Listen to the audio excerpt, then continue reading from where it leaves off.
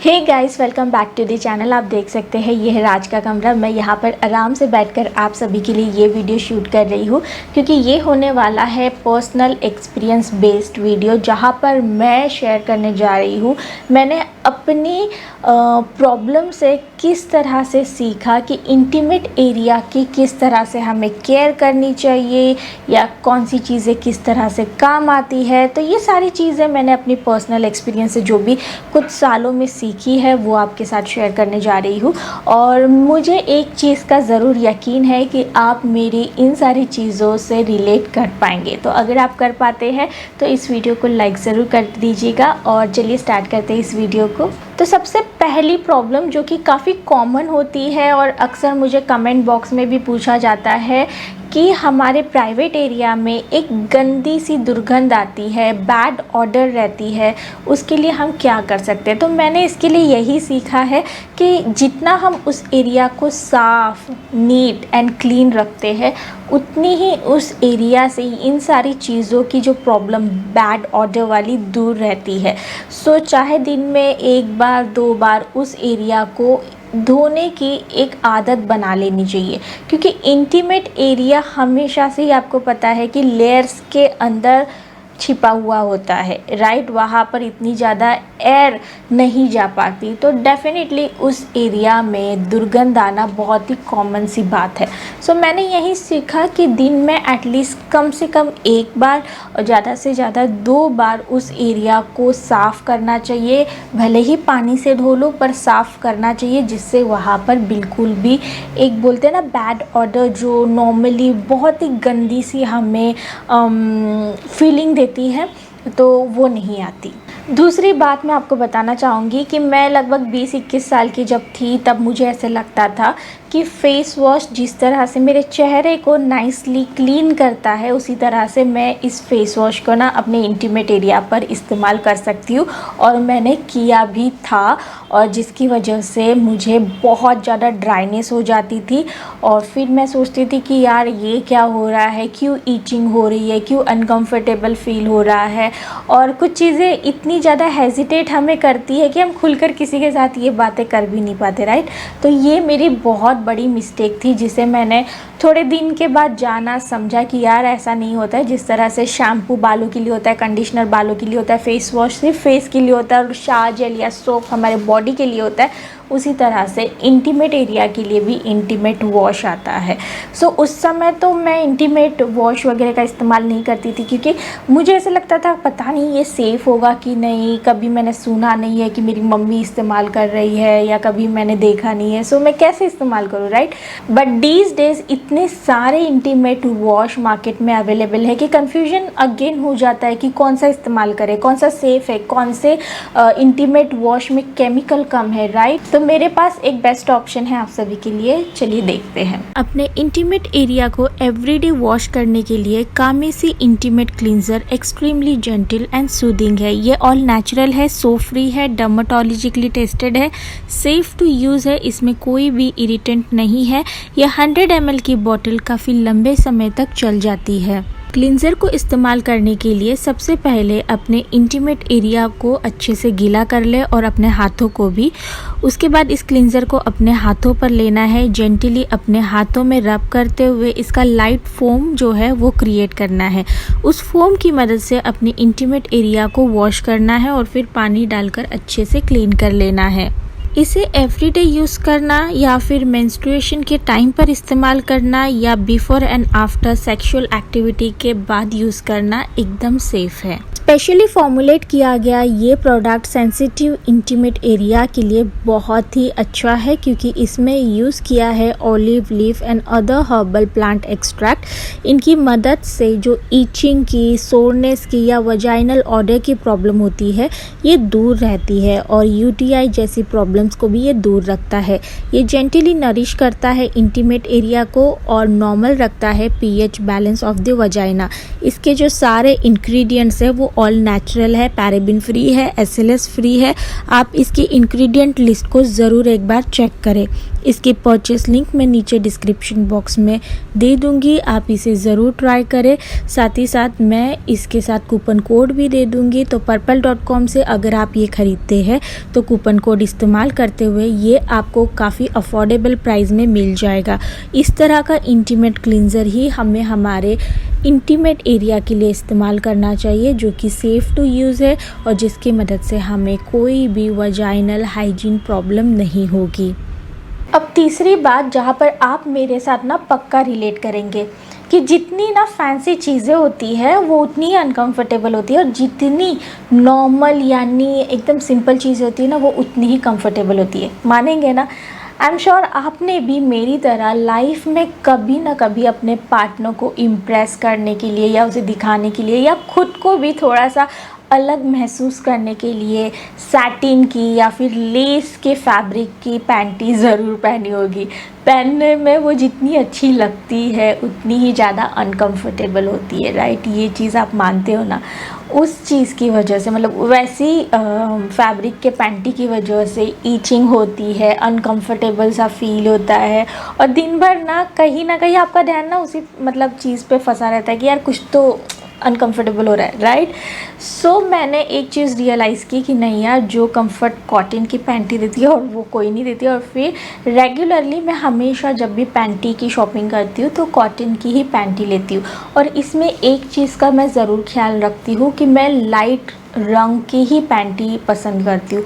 मैं बिल्कुल वो डार्क साइड वाली डार्क कलर वाली पैंटीज़ होती हैं वो मैं पसंद नहीं करती हूँ। बहुत बार ऐसा हुआ है कि किसी ना किसी ने मुझे सजेस्ट किया है कि अरे तुम इतनी लाइट कलर्स क्यों पहनती हो, डार्क कलर पहना करो। सो उसके पीछे का रीज़न भी मैंने जानना चाहा तो वो मुझे बोलते थे कि यार डार्क कलर की पहनोगी ना तो अगर पैंटी थोड़ा सा मतलब कलर वगैरह उतर जाता है, चला जाता है, लग जाता है तो वो इतना पता नहीं चलता, दिख कर नहीं आता। तो मुझे वैसे ही लगा कि यार जो कंफर्ट ना लाइट कलर के पैंटी में ना वो डार्क में नहीं है। तो आप ये चीज़ महसूस अगर इनकेस कभी किए हैं तो मुझे बताइएगा। बट मुझे इसलिए हमेशा ही लाइट कलर की कॉटन की पैंटी पसंद आती है एंड मैं आपको भी यही रिकमेंड करूँगी कि आप भी ना एक बार अगर डार्क कलर की पैंटीज़ यूज़ करें ना, एक बार एक सेट ना सिर्फ लाइट कलर का ख़रीद के देखिए, आपको बहुत अच्छा लगेगा। अब नेक्स्ट जो पॉइंट है, इस पॉइंट पर ना मैंने काफ़ी साल मतलब सोचने में और समझने में गुजारे हैं, आप भी रिलेट करेंगे। सो दो चॉइसेस होती है कि आपको अपने इंटीमेट एरिया के जो हेयर्स होते हैं, बाल होते हैं, उन्हें वैसे ही रखने हैं या हटाने हैं। ये दो चॉइसेस हो गई। बहुत से लोग प्रीफर करते हैं वैसे ही रखना, मैंने ये चीज़ नोटिस की है और काफ़ी बार ऐसा होता है डिस्कशन में, जैसे हम औरतें या कुछ ऐसा ग्रुप बैठा होता है जहाँ पर कुछ टॉपिक ऐसे निकल जाते हैं। तो ये चीज़ मैंने नोटिस किया कि बहुत सी औरतें नहीं पसंद करती वहाँ के एक भी बाल को रिमूव करना, बट ये अपनी पर्सनल चॉइस होती है।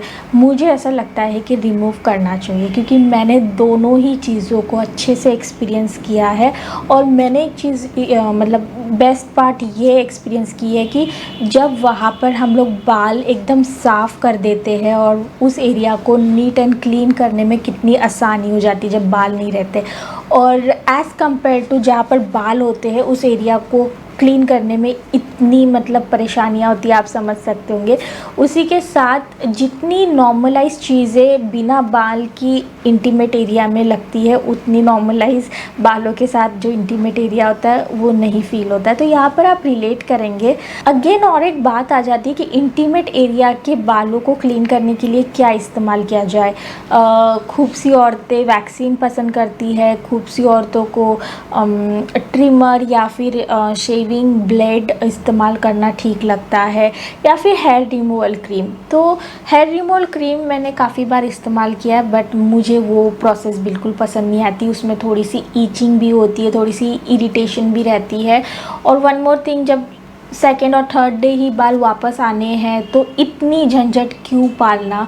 और आप जानती है कि हेयर रिमूवल क्रीम में केमिकल्स भी होते हैं, ऑब्वियसली केमिकल की मदद से वहाँ के बाल रिमूव होते हैं। सो मुझे ये प्रोसेस पसंद नहीं आई, तो मैंने इस प्रोसेस को कभी मतलब ज़्यादा इस्तेमाल या रेगुलर करना बिल्कुल पसंद नहीं किया। 1-2 बार किया, उसके बाद समझ में आ गया था कि नहीं, ये प्रोसेस इतनी अच्छी नहीं है। एंड सेकेंड चीज़ वैक्सिंग या ट्रिमर, मुझे ये दोनों ही ऑप्शन काफ़ी बेटर लगते हैं। वैक्सिंग हर किसी के लिए कंफर्ट हो ज़रूरी नहीं है, बट मुझे वो कंफर्टेबल लगता है। एंड जो ट्रिमर होता है, ट्रिमर से भी मुझे ऐसे लगता है कि काफ़ी अच्छे से उस एरिया को हम ट्रिम करके बालों को नीट एंड क्लीन रख सकते हैं, जिससे ईचिंग नहीं होती है। साथ ही साथ बहुत आसान सा तरीका होता है।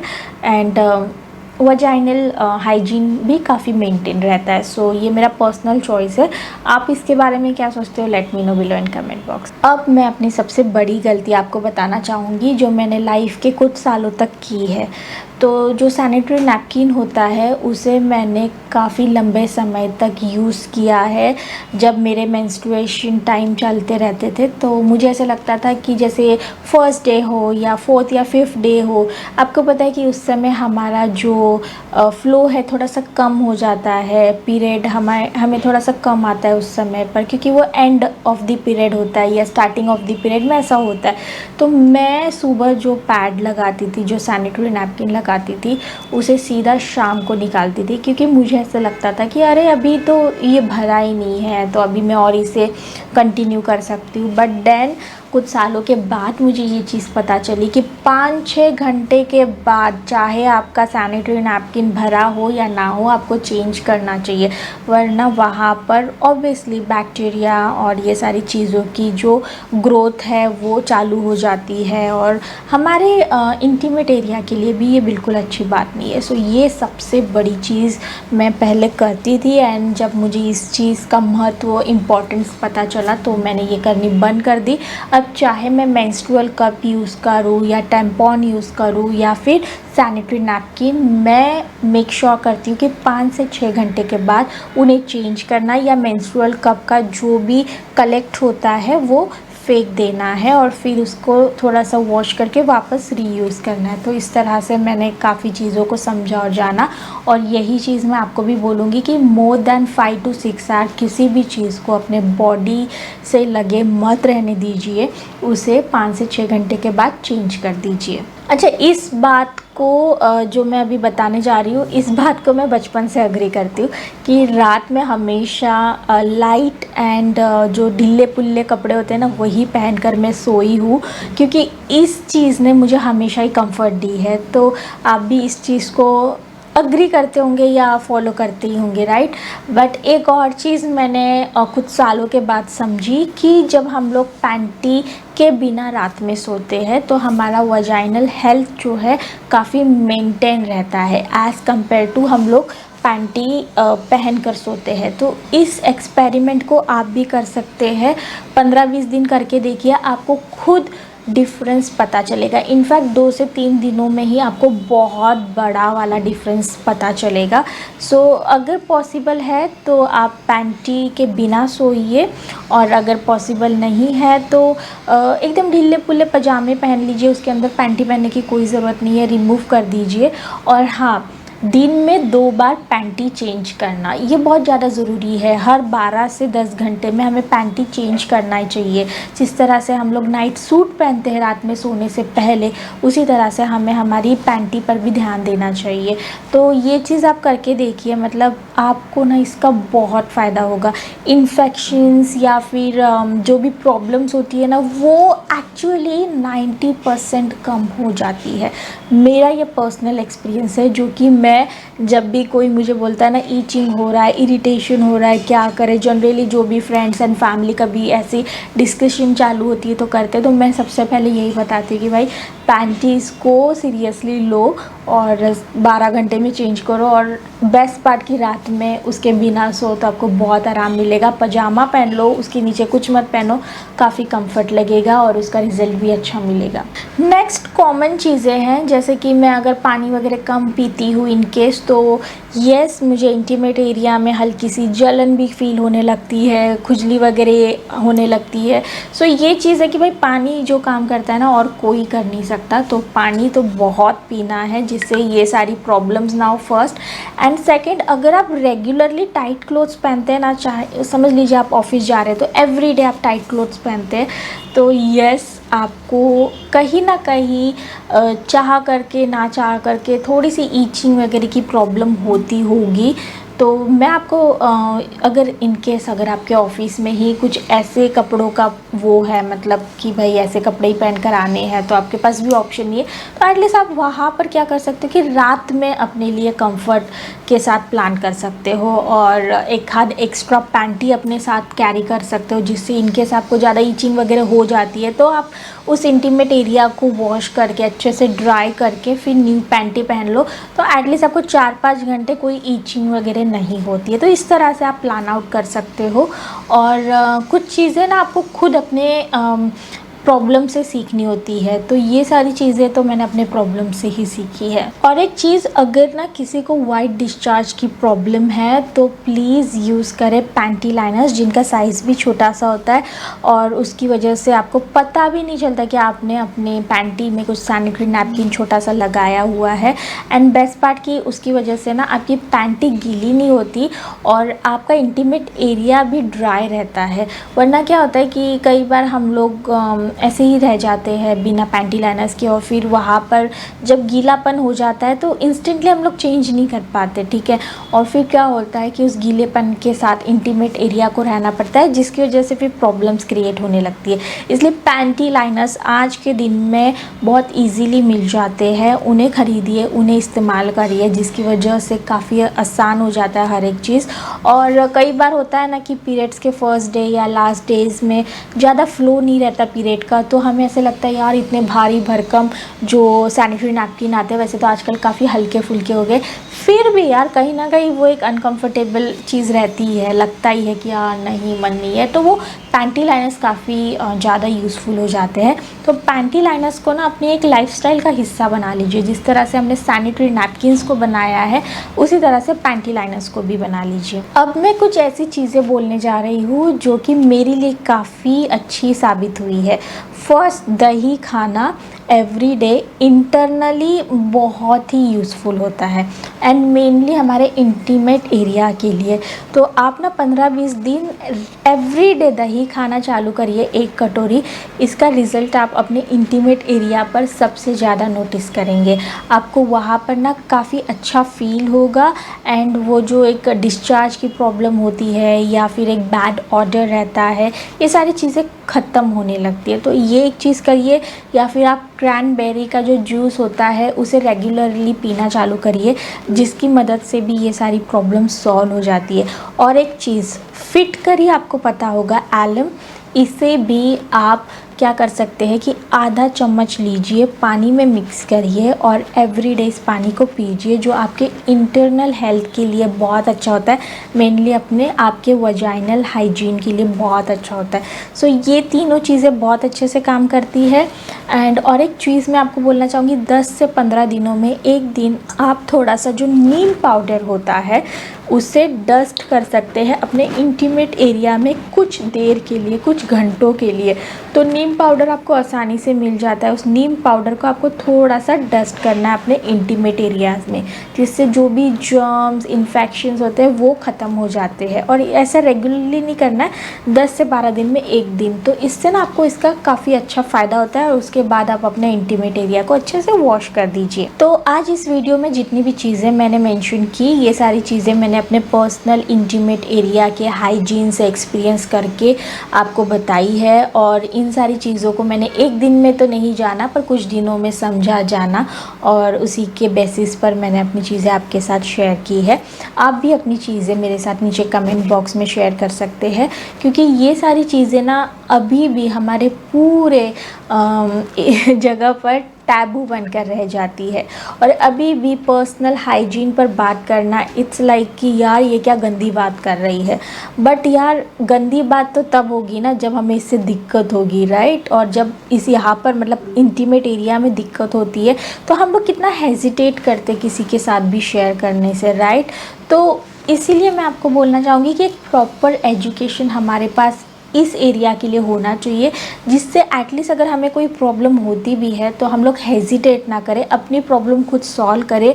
और इन केस अगर आपको इन्फेक्शन बहुत ही ज़्यादा हो गया है, बहुत ज़्यादा इचिंग होती है, नहीं समझ में आ रहा है क्या करना चाहिए, कोई भी चीज़ वर्क नहीं कर रही है, तो डेफिनेटली आपको डॉक्टर को दिखाना चाहिए, क्योंकि डॉक्टर ही है जो उस एरिया के लिए प्रॉपर आपको सॉल्यूशन दे सकते हैं। इसलिए डोंट अंडर एस्टिमेट गाइस कि भाई नहीं वहाँ पर मैं दिक्कत हो रही है कैसे दिखाऊँ, नहीं प्लीज़ उस एरिया को अंडर एस्टिमेट मत करिए, डॉक्टर को दिखाइए, doctor will help you. And ये नॉर्मल बात है, कोई बड़ी बात नहीं है कि यार वहाँ पर आपको ईचिंग हो रही है, प्रॉब्लम हो रही है, इसका मतलब कि शर्मा जाओ, घबरा जाओ, नहीं। डॉक्टर है, डॉक्टर को दिखाइए एंड प्रॉपर उन्हें इन्फॉर्मेशन दीजिए जिससे आपको प्रॉपर सोल्यूशन मिल पाए। तो कुछ चीज़ों के लिए डेफिनेटली हम औरतों को शर्माना नहीं चाहिए, क्योंकि सब कुछ बॉडी में जब इंटरनली अच्छा रहता है ना तो हमारे चेहरे पर वो चीज़ दिख कर आती है। सो मेक श्योर करें कि आप एक हेल्दी लिविंग अपनी लाइफस्टाइल जी रहे हैं।